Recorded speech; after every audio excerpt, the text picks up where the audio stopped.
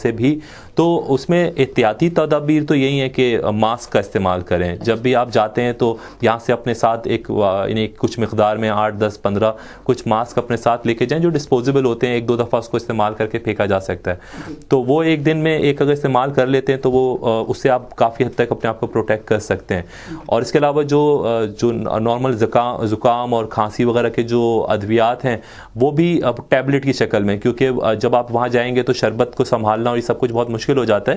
تو وہ اپنے جی پی سے جو ہے آپ پرسکرائب کروا کے اور اوور دا کاؤنٹر یعنی کہ ڈائریکٹ فارمیسی سے بھی آپ جا کے وہ یہ دوائیاں جو وہ لے سکتے ہیں بغیر پرسکرپشن کے. تو نزلہ زکام کی, کھانسی کی, ان چیزوں کی دوائیاں جو ہے اپنے ساتھ جو ہے وہ ضرور رکھنی چاہیے. یہی ہوتا ہے نزلہ زکام, جیسے آج کے تو گرمی کا موسم ہے, جیسے آپ نے کہا کہ پانی بھی جو ہائیڈریشن ہے وہ بہت ضروری ہے. تو پھر اس میں کیا کریں؟ اب اس میں دیکھیں ہوتا یہ ہے, جو لوگوں کی سائیکالوجی ہوتی ہے, نفسیات ہے, وہ اس طرح سے ہوتی ہے کہ ہم پانی زیادہ پئیں گے تو ہمیں باتھ روم زیادہ جانا پڑے گا, پھر بار بار مسجد سے اٹھ کے کافی دور واش رومز ہوتے ہیں, چل کے جانا, پھر واپس وضو کر کے آنا. تو لوگ اس چیز سے بچنے کے لیے پانی کم پی رہے ہوتے ہیں, مرد بھی اور خواتین بھی. خواتین میں پرابلم تھوڑی سی زیادہ ہوتی ہے مردوں کے مقابلے میں, لیکن دونوں میں ہوتی ہے پرابلم کہ وہ پانی کم پی رہے ہوتے ہیں, اس کی وجہ سے پیشاب میں انفیکشن ہو جاتا ہے. اور اگر خدا نخواستہ ایک دفعہ پیشاب میں انفیکشن ہو جائے تو پھر وہ اس کو بخار اور اینٹی بائیوٹک اور پیشاب بار بار آنا, اور پھر وہ اس سے یعنی جس مسئلے سے آپ بچ رہے ہوتے ہیں اسی مسئلے میں آپ جو ہے وہ مبتلا ہو جاتے ہیں. تو اس لیے میں یہ کہوں گا کہ کم از کم 8 سے 10 گلاس پانی نارملی جتنا ہم لوگ پیتے ہیں اتنا کم از کم ضرور پینا چاہیے. مسجد کے اندر ظاہر سی بات ہے, اندر وہاں پہ مسجد نبوی میں خاص طور پہ اے سی چل رہا ہوتا ہے, اور خود خانہ کعبہ کے جو طواف کا ایریا ہے اس کے علاوہ بھی تمام جگہوں پر جو ہے وہ اے سی ہوتا ہے.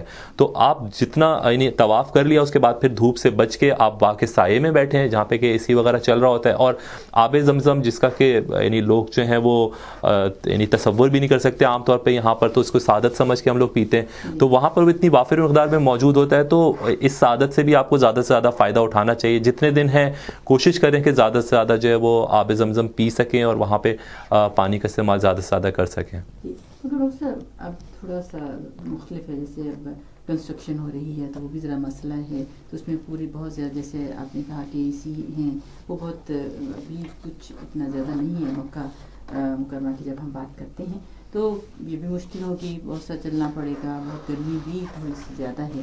تو پھر آپ اس میں بتا دیں. دیکھیں اس میں بھی یعنی کیٹیگریز ہوتی ہیں, جیسے کہ بچے ہیں, بوڑھے افراد ہیں جن کو کہ جوڑوں کے مسائل ہیں, تو انہیں تو میں یہی ریکویسٹ کروں گا کہ آپ صرف عبادت یہی نہیں ہے کہ آپ رش میں جا کے اور مشقت کی عبادت کریں, آپ خانہ کعبہ کو خود دیکھنا خود ایک عبادت ہے. قرآن کریم وہاں پہ آپ ختم کریں وہ بھی ایک عبادت ہے. تو آپ کو جہاں پر بھی کم رش کی جگہ جہاں پہ سہولت کے ساتھ آپ بیٹھ سکیں وہاں پہ بیٹھ کے, اور یعنی اس کے اندر کئی فلورز ہیں, تو یہ ضروری نہیں ہے کہ نیچے والے فلورز پہ ہی آپ کو جگہ ملے, اوپر والے فلورز پہ بھی مل سکتی ہے. لیکن کوشش یہ کریں کہ جتنا دھوپ سے بچ سکتے ہیں اتنا بچیں, اور اپنی واجب عبادات کے لیے اپنی انرجی کو جو ہے وہ بچا کے رکھیں, کیونکہ جو لیٹر آن مرحلہ آتا ہے عرفات اور منا اور مزدلفہ, اور جو اس کے بعد آ کے جو حج کے ارکان پورے کرنے ہوتے ہیں وہ کافی سخت مرحلہ اور مشقت والا ہوتا ہے.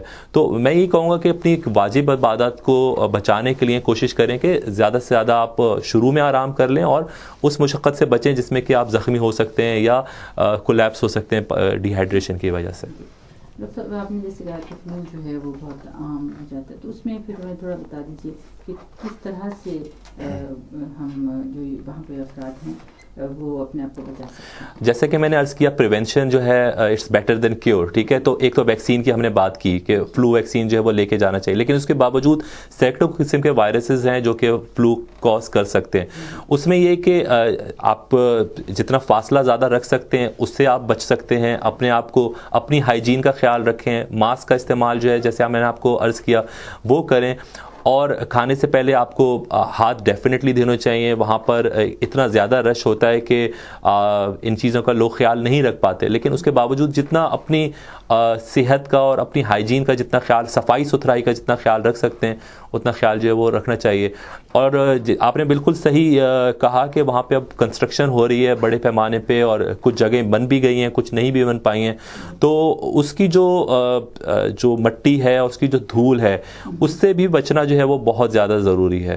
اور اس کا بچنے کا صرف یہی طریقہ ہے کہ آپ کوشش کریں کہ ان اوقات میں نہ جائیں، لیکن اس وقت پھر بھی 24 گھنٹے شاید کنسٹرکشن ہو رہی ہو، تو پھر یہی ہو سکتا ہے کہ ماسک کا استعمال کریں اور کم سے کم وقت اس جگہ پہ گزاریں جہاں پر کہ کنسٹرکشن ہو رہی ہے.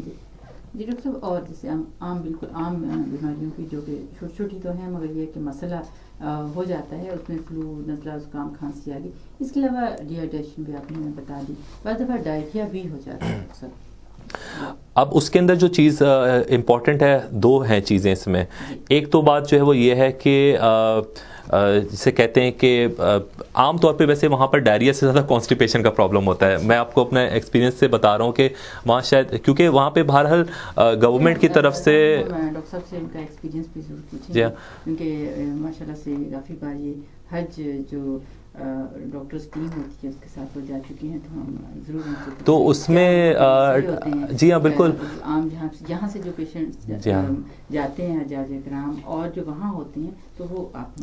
اب اس میں جیسے کہ آپ نے کہا کہ ڈائریا کا پرابلم ہوتا ہے، لیکن چونکہ سعودی گورنمنٹ کے قوانین کافی سخت ہیں اور وہاں پہ ان ہائیجینک فوڈ کو بیچنا جو ہے وہ یعنی نہیں بیچا جا سکتا. مگر ہوتا یہ کہ لوگ ایک مرتبہ کھانا خرید کے اس کو 2-3 دفعہ یعنی کھانے کی کوشش کرتے ہیں، فریج میں رکھ دیا پھر گرم کریں.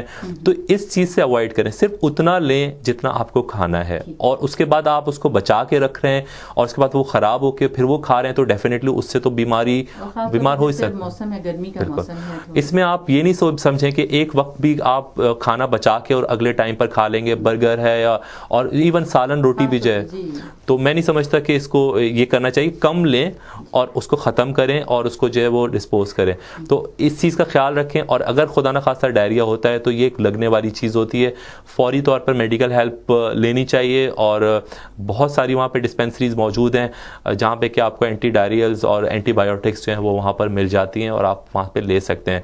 پھر بھی یہی کہوں، جی ہاں، وہاں پر جو ڈسپینسریز ہیں اور ان کے جو ہاسپٹلز ہیں وہاں پہ ساری قسم کی سہولیات جو ہیں وہ موجود ہوتی ہیں. جیسے ڈاکٹر صاحب آپ جیسے میڈیکل ٹیم کے ساتھ آپ گئے ہیں، تو کیا آپ باقی جو افراد وہاں ہوتے ہیں قطر سے ہیں، صرف ان کے لیے ہیلپ فل ہوتے ہیں یا باقی بھی جو افراد؟ نہیں، وہاں پر جو ڈسپینسریز اور ہاسپٹلز ہیں وہ 24 آورس کام کرتے ہیں اور تمام لوگوں کے لیے، کسی بھی ملک سے وہ آئے ہوں ان کے لیے جو ہوتے ہیں. اس کے علاوہ یہ کہ جس ملک سے جو آ رہا ہوتا ہے ان کی اپنے، مثال کے طور پہ پاکستان ایمبیسی ہے، پاکستان ہاؤس ہے، اس کے اندر ان کی اپنی ڈسپینسریز ہوتی ہیں. انڈین ایمبیسیز ہیں وہاں پر ان کی ہوتی ہیں. تو ایسا نہیں ہے کہ مختلف ممالک کی بھی اپنے اپنی ڈسپینسریز وہاں پر ہوتی ہیں جو کہ 24 آورس کام کرتی ہیں. لیکن اس کے ساتھ ساتھ گورنمنٹ نے بھی بہت میرے خیال میں اچھا انتظام کیا ہوا ہے، اور وہ جی ہاں وہاں کی گورنمنٹ نے. تو اور اس کے علاوہ یہ کہ تقریباً ہر گروپ میں یا 1-2 گروپ چھوڑ کے آپ کو کوئی نہ کوئی جو ہے وہ ڈاکٹر مل جاتا ہے، اور وہ یعنی ڈاکٹرز عام طور پہ اپنے آپ کو والنٹیئر بھی کر رہے ہوتے ہیں. تو کوشش یہی کریں کہ اگر کوئی اس طرح کی آپ ہیلپ لے سکتے ہیں تو جلدی ہیلپ لیں،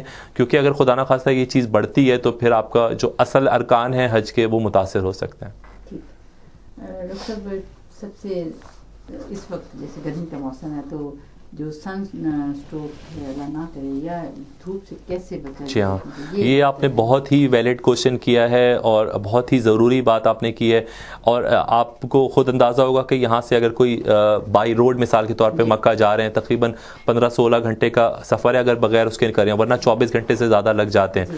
اور اس کے بعد وہاں پر بھی خود جو ہے وہ ڈی ہائیڈریشن اور گرمی جو ہے وہ اس کی وجہ سے متاثر ہوتے ہیں. تو علامت کا جہاں تک تعلق ہے اس میں ہائی گریڈ فیور ہو سکتا ہے، ڈائریا ہو سکتا ہے، اور آدمی کنفیوز ہو سکتا ہے، یعنی کہ اپنے ہوش حواس جو ہیں وہ اس کے اندر جو ہے وہ کمی واقع ہو سکتی ہے، اس کو سوچنے سمجھنے کی صلاحیت انسان کی متاثر ہو سکتی ہے. تو یہ تو اس کی علامت ہوتی ہیں. اور اس کے بعد اب جب آپ ہاتھ لگاتے ہیں تو وہ گرم محسوس ہوتا ہے، پلس تیز چل رہی ہوتی ہے اور وہ اس سے بات مثلا نہیں کی جا رہی ہوتی.